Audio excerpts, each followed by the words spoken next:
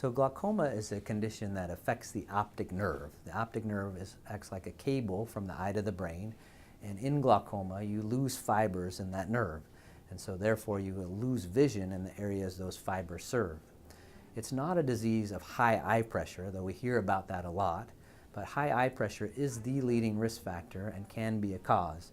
The higher your pressure is, the more likely you are to have it, but you can still have nerve loss even with low pressure, so it's important to have an eye exam, a dilated eye exam, to look for that. The leading risk factors for glaucoma, one is high eye pressure, which would be picked up on another routine exam. Family history, there is a genetic component to glaucoma, so if someone in your family has glaucoma, it would be important to be evaluated for it.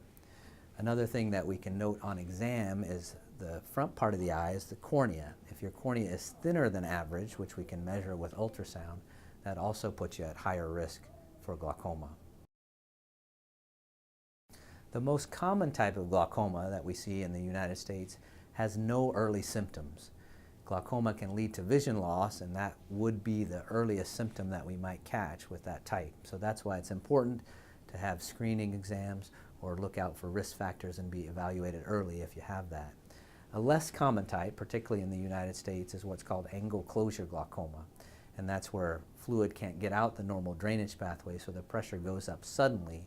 That can cause sudden decreased vision, redness of the eye, headache, particularly above the brow, and even nausea or vomiting. If you have that type of symptoms, it's important to get into the emergency room right away or call your eye doctor right away.